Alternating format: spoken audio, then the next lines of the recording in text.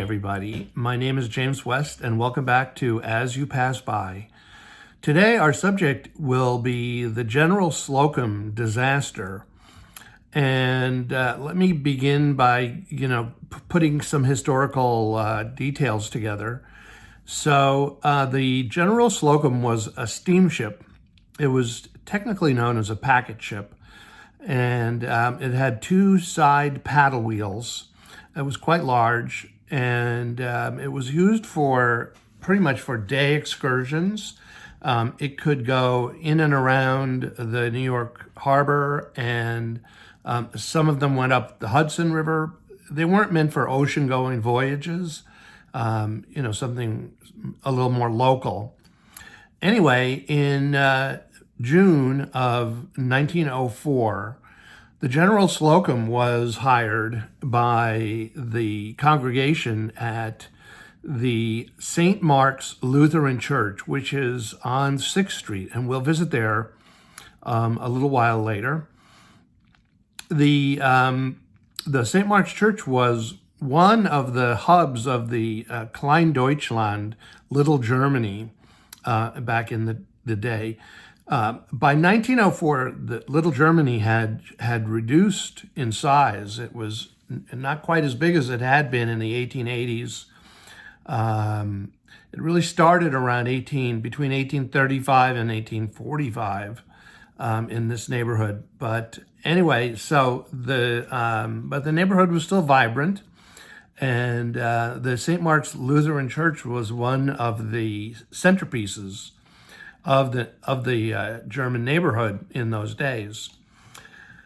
So this was a scheduled trip. It was planned by the Ladies' Aid Society, which is what it was named in those days. And it was a trip for the children and wives of some of the congregation.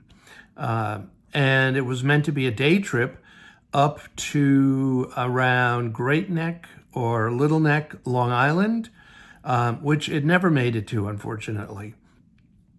The Ladies' Aid Society paid $350 to book the General Slocum for the day, and as you can see, it's quite a large ship. You're gonna see plenty of photographs. And the captain was a man named Von Schaek, and he was at the end of his career. He had been a pilot for several decades, and this was one of his last journeys. So the outing took place. It was on June the 15th, a Wednesday in 1904, and the ship left from a pier that no longer stands at East 3rd Street and the East River.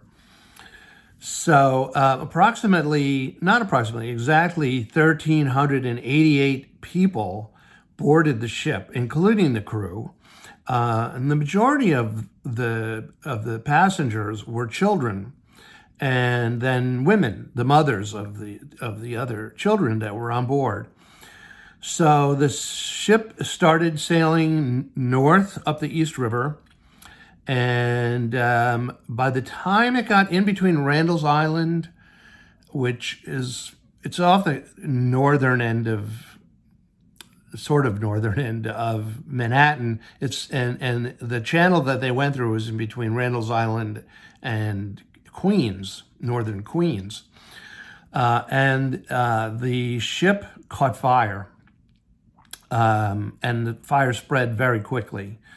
There was a room in the front of the ship that was filled with oil paint and oil rags, or maybe oily rags would be a better term for it, which ignited the fire even further. There had been really no safety precautions taken. There were life preservers, but they had all disintegrated. And they were made from cork, but the cork had rotted inside the life preservers. And so when they came in contact with water, they would become heavier and would sink. So people who put the life preservers on, it would hasten their death by dragging them down under the water. The lifeboats were wired to the deck and had never been used. There had never been a drill to see how they were used, including the life preservers. There had literally been no safety precautions ever taken aboard the General Slocum. So when it caught fire, the captain decided that it would be his best judgment to, and I'm not saying that he was wrong. I'm not a sea captain, and I'm not here to judge historical figures. Other people have done that. But he set a course for North Brother Island, which is a little closer to the Bronx, and it's sort of back to the west of Rikers Island. And it was his intention to beach the ship before, in shallower waters, so not as many people would drown. And what happened was he ended up beaching the ship in the shallower waters, but it threw the bow up, which was already on fire. And the stern ended up going farther down into the water, causing many more deaths. So it was a horrible scene. There were a few rescues. There was one police boat that came by and rescued 5 or 6 of the passengers. But for the most part, it was kind of stranded out in the middle of the river. Or by that time, it was almost the Long Island Sound.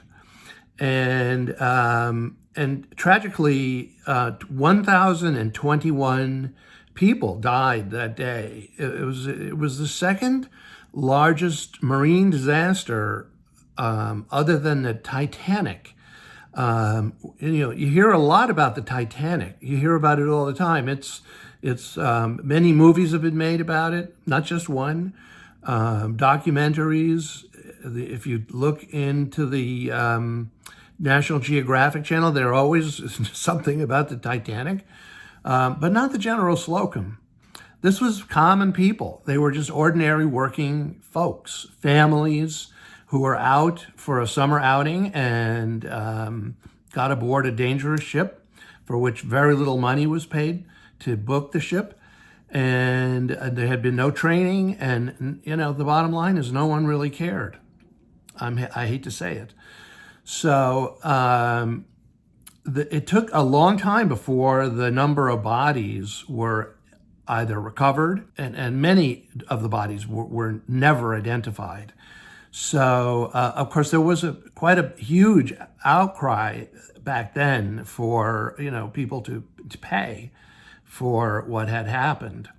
The ship owners, nothing ever happened to them. The only person who was punished was Captain Von Schaik, and he was sentenced to 10 years of hard labor in Ossining State Prison, also known as Sing Sing. However, because of his age, his sentence was commuted to after he had served 2 years, and the person who commuted his sentence was President Taft. So anyway, this is the story. I'm not doing a documentary. The point is I'm just taking you to some of the places where the story unfolded. The monument in Tompkins Square, the church that organized the trip, and the more elaborate memorial monuments out in the cemetery in Queens. So it's a very somber subject, and it really tore the neighborhood apart. At the end, by the time this had all sort of, the dust had settled, Little Germany was no more. It was the end of the neighborhood. And the survivors, the ones that didn't commit suicide, moved either back to Germany or to Yorkville. And that's signaled the end of Klein Deutschland. And it's one of the few, if any, instances that I can think of where an entire largish, vibrant neighborhood was done in by one single event in New York City history. Anyway, we're going to be exploring, so I hope you enjoy. And remember to like and subscribe. And also there's a little bell that you'll see down at the bottom, and you can hit that. It will notify you whenever I put another video up. We're aiming for one video every 5 days. It's a little bit longer right now, but I hope to be accelerating the pace. But please remember to like and subscribe. Also, I very much appreciate your comments or questions, which you can put in the comment section below. And I will respond. At least I'll do my best to respond to every single one. So anyway, thank you for listening and watching, and please enjoy the remainder of the show. So we're at we're in Middle Village, Queens, and we're located at the All Faiths Cemetery, which has been here since about 1852. It's quite a huge place. You can see looking around, and there's nobody here, just me. I'm the only person. And it's enormous. It goes on, really quite a long way. And it was originally, when it was built in 1852, or opened, it was a Lutheran cemetery, and I think it's merged over the years with several other cemeteries. But anyway, we're here at the General Slocum Memorial, and it's quite a haunting place to be, and very beautiful, very moving.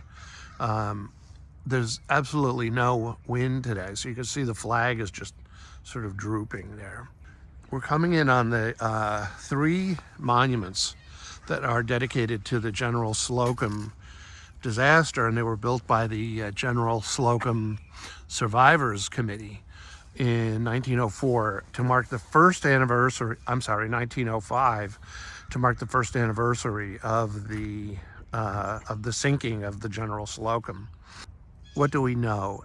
The General Slocum went down in 1904. It was an excursion day trip which left from the then pier at East 3rd Street and the East River, and its destination, which it never arrived at, was I believe near Oyster Bay, Long Island, where a picnic was scheduled by the St. Mark's Church, which we'll visit a little bit later.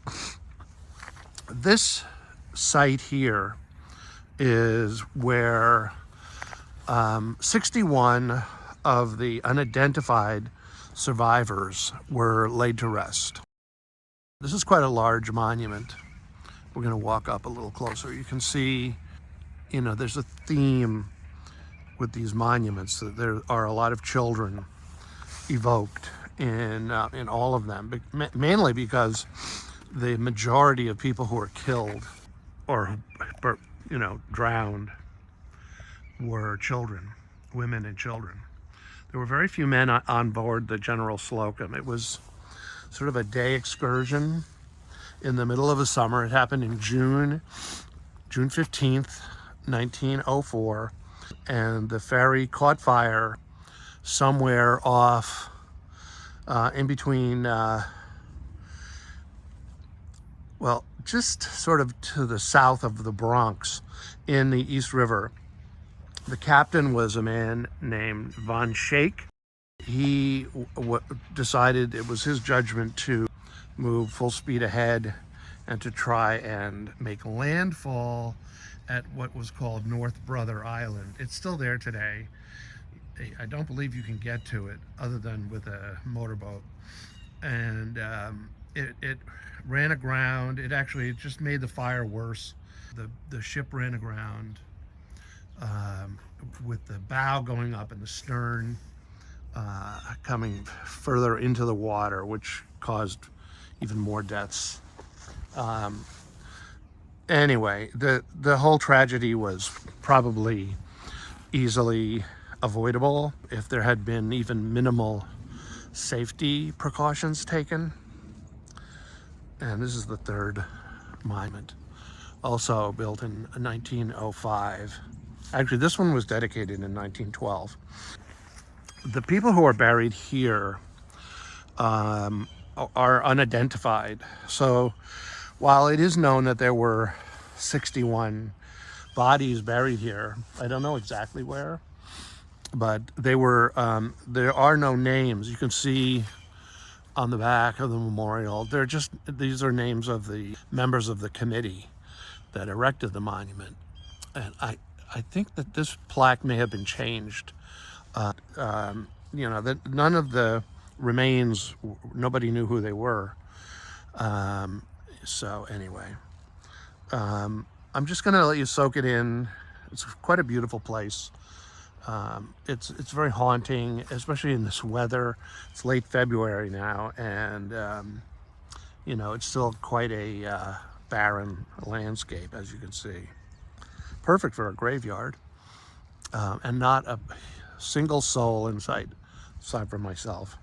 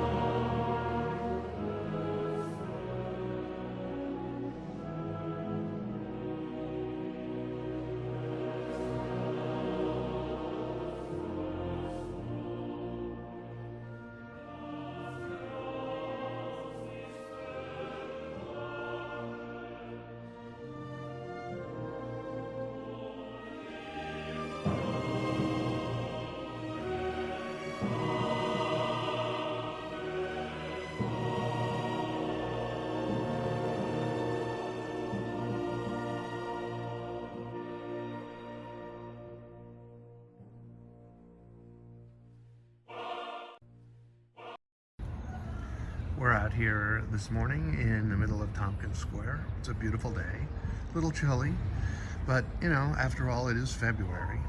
And we're here because this is where the other memorial to the General Slocum disaster is located. It's kind of small. I have always thought it was very beautiful. And there's a little fountain where the lion's head is.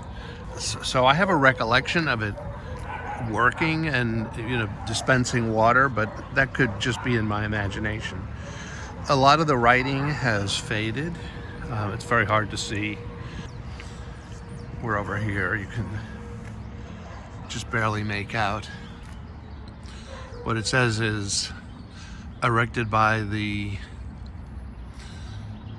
Sympathy Society of German Ladies, the year of our Lord 1906. And there is, I don't see anything on the back. And over here is also a fairly faded inscription. And on the front you can see the sort of two children looking on. It's very poignant, as are all of the monuments to this disaster. So, and there is an annual sort of memorial every June 15th here. I can't say for sure that there is one at the cemetery in Queens. But anyway, here we are. There's signs of spring all over, like this tree, for instance.